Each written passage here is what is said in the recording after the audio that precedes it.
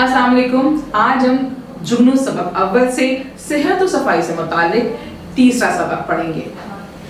यहाँ सफ़े के बाएं जानिब बारीक सी लकीर मौजूद है। यहाँ पे आपने आज की तारीख लिखनी है। मैंने तारीख यहाँ पे लिख दी है। लर्नर्स देखकर अपनी कॉपी पे तारीख लिखेंगे। इस सफ़े पे खुराक की सफाई के मुतालिक समझाया जा रहा है, बताया जा रहा है। आप लर्नर्स को खुराक की सफाई के मुताबिक उसकी अहमियत बताएंगे, समझाएंगे।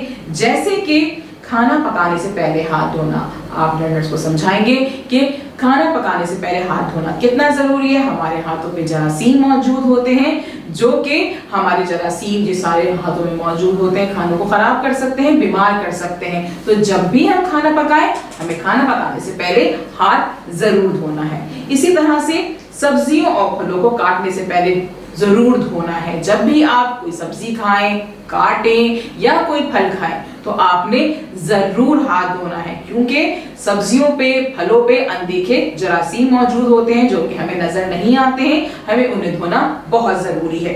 इसी तरह से खाना हमेशा साफ बर्तन में खाना चाहिए, यानी कि हमें साफ बर्तन में खाना चाहिए, उनको धोना जरूर चाहिए। हमें नजर आता है कि बर्तन साफ है, प्लेट साफ है, लेकिन उसमें जरासीम मौजूद होते हैं, तो हमने धो के खाना चाहिए ताकि हम मुख्तलिफ बीमारियों से बच सके।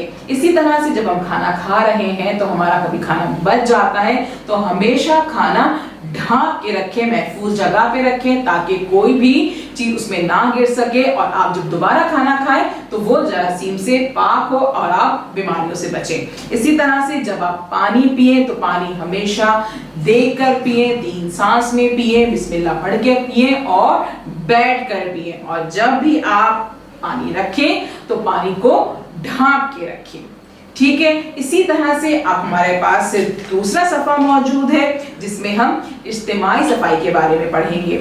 आपने लर्नर्स को इज्तिमाई सफाई की अहमियत के बारे में बताना है और उसके कहना है कि घरों का कचरा गली में नहीं डालें, यानी कि जब अपने घरों को साफ कर लेते हैं और घरों में से कचरा निकलता है तो हम वो शॉपर में डाल के गली में डाल देते हैं। हमें ये नहीं करना है। हमें घर की सफाई के साथ साथ मोहल्ले की, गली की सफाई भी करनी है।